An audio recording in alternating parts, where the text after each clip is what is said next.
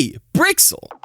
This is a video essay about fighting games, so before we go any further, here is Evo Moment 37. We all know it, Daigo Uehara's Ken versus Justin Wong's Chun-Li at the 2004 Evo semifinals. It's badass and probably the most iconic moment in competitive gaming history.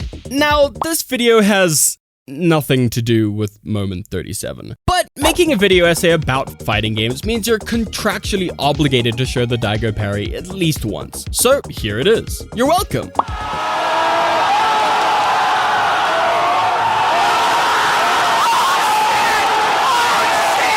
Now, I'd love to be able to tell you about my lengthy love affair with fighting games. About how I started out bodying children on a Third Strike cabinet back in the day, surrounded by the bleeps and bloops of an old school arcade. Or about how I was there, man, for the midnight launch of Tekken 4. But yeah, none of that happened. First of all, I'm far too young, because when I was growing up in the early 2000s, the arcade scene had already started its metamorphosis into the console generation, and well, the truth is that like so many before me, I was just never exposed to the genre growing up. So, as an outsider looking into the FGC, by the time I did begin to cultivate an interest in Hadoukens and Shoryukens, a lot of preconceived notions had already taken root. Namely that fighting games were just immensely difficult, that the tutorial systems were lackluster or sometimes just entirely lacking, that you had to memorize multi-page move lists, that mechanics were often just obtuse, and perhaps most importantly, that there is almost no single-player content for a noob like myself to find their footing in. I mean, even the most hardcore, scary strategy games have hugely fleshed out single-player offerings to get your muscles softened up, paving the way for those PvP pile-driving sessions to come. Now, on the flip side, I'd heard that spending too much time playing against an AI in fighting games can actually make you worse. So, with these ideas foremost in my mind, I quietly accepted that fighting games would just never be for me. And that really bummed me out, cause, I mean, look at this shit. I wanna do that.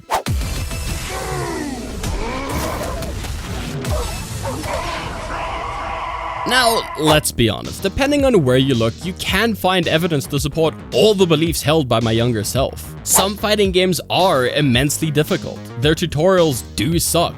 Multi-page move lists can make your eyes gloss over. Some mechanics are brain-meltingly difficult. And if you don't have a friend close by to play with, kinda sucks to be you. But what I've learned since my younger years is that none of these things define what fighting games are. And spoilers, once I did start to get my head around the basics of fighting games, I realized those scary or seemingly flawed systems are actually pretty fucking cool.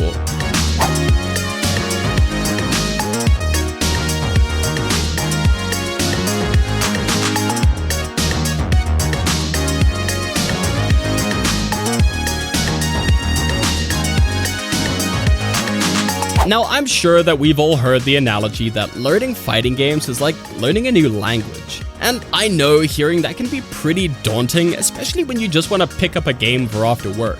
But while I do agree that learning fighting games is like learning a new language, it's not quite as daunting as you'd think.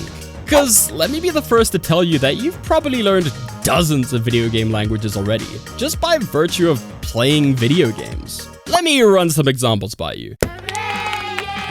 You're playing a 3D platformer, and you see this. You don't need an English to 3D platformer dictionary, because your brain instantly translates this for you.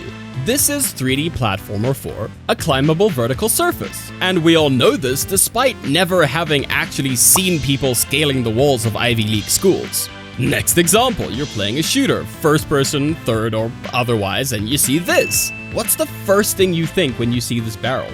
Yeah, in the language of shooters, it means shoot this and deal damage to nearby enemies. Right, we're starting to get the picture. Now, last one. You're playing a 2D fighter. What does this mean? In contrast to my previous examples, I could see this being a bit harder for people who haven't played that many 2D fighting games. But I'm still willing to bet that at least 80% of the people watching this video know a Hadouken when they see one.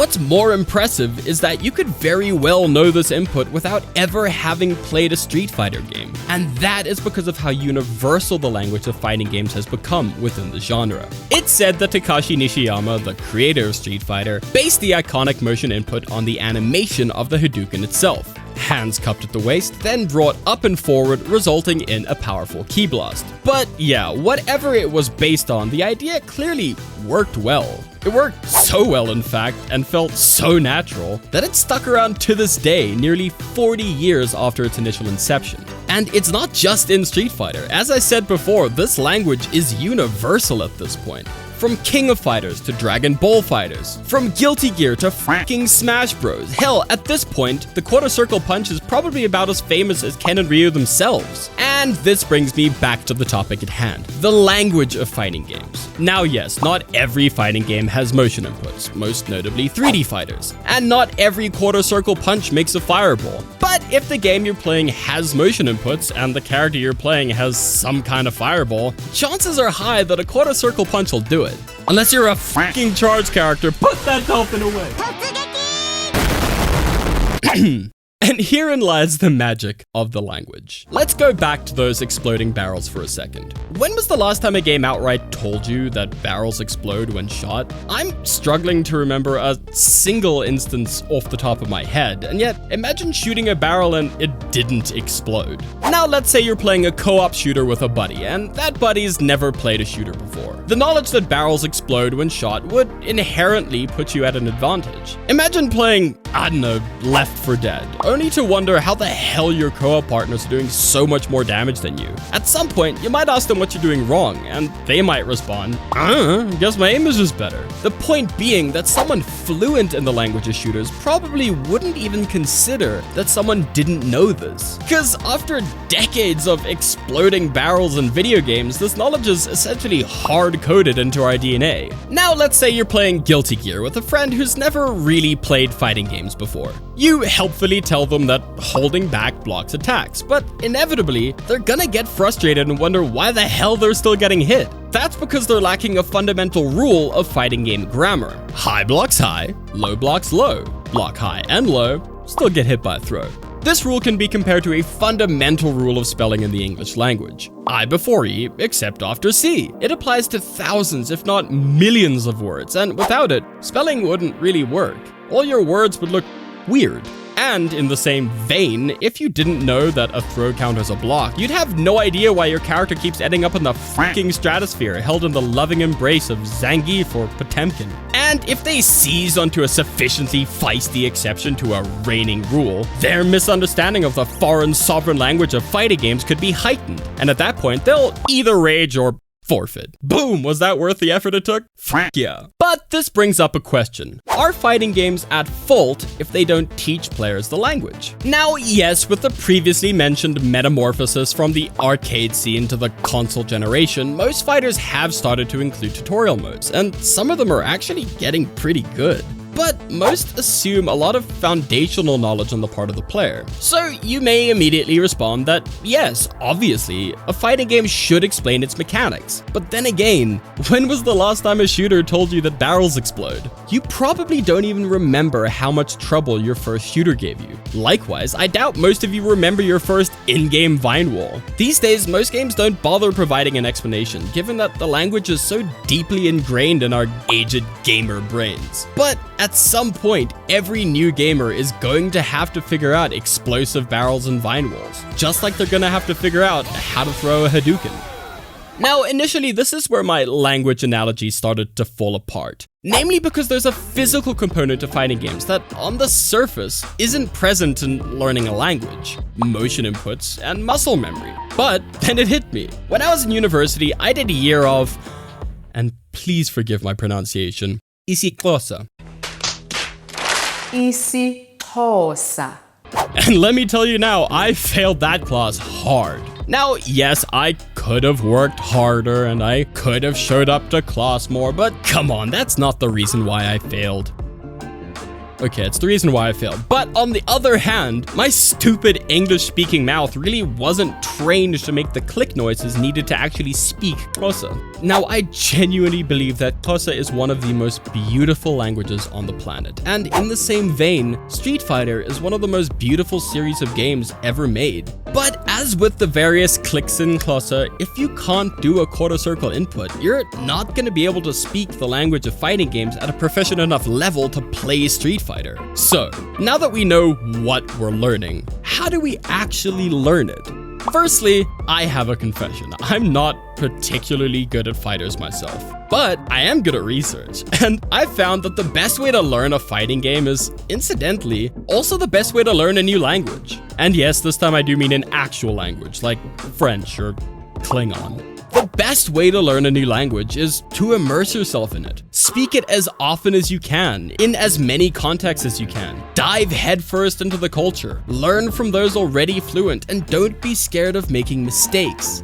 And yeah, also bring a dictionary. Below that sexy like button, I've left a link to the fighting game Glossary. It is one of the best possible resources I could recommend to a fighting game beginner. I've referred to it many times myself and personally found it hugely invaluable. Now, on top of everything I just mentioned, probably the most important bit of advice I can give you is this. Get yourself a sparring partner. Some of the most fun I've had playing Guilty Gear was just sitting in a lobby with mates talking shit while getting absolutely bodied. And yeah, I hear you guys, but Brixel, I don't got any friends. Well, first of all, I'm your friend, so there's that. And secondly, the FGC is one of the most welcoming communities out there. More than once, I've reached out to a player after they beat me to ask for matchup advice, and in many occasions, this led to us hopping into a private lobby together to train. It's even resulted in some friendships. There's also subreddits and Discord servers filled with players who would drop everything to help a noob.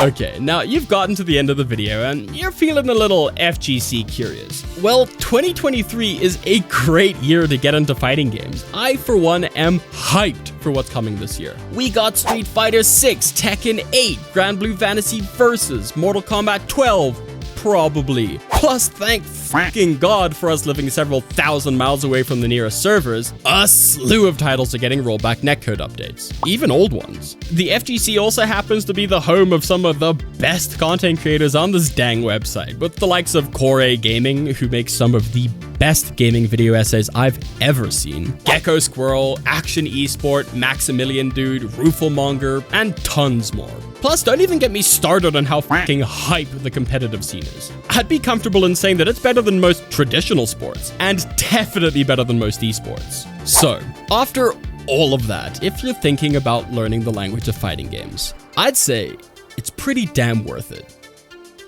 But that's it. We're definitely breaking new grounds for the channel. We wanted to step out of our little comfort bubble and make something different. We've really wanted to make this kind of stuff, so if you like this sort of content, please let us know down in the comments. YouTube is probably going to punish us pretty hard for daring to make something different, so any support on this video would be massively appreciated. As always, a huge thank you to my supporters over on Patreon, and especially my Guardian tier patrons, Anthony Hodgson and Liam Pullis. Thank you so much for watching. Brixel loves you very much, and I'll catch you guys in the next one.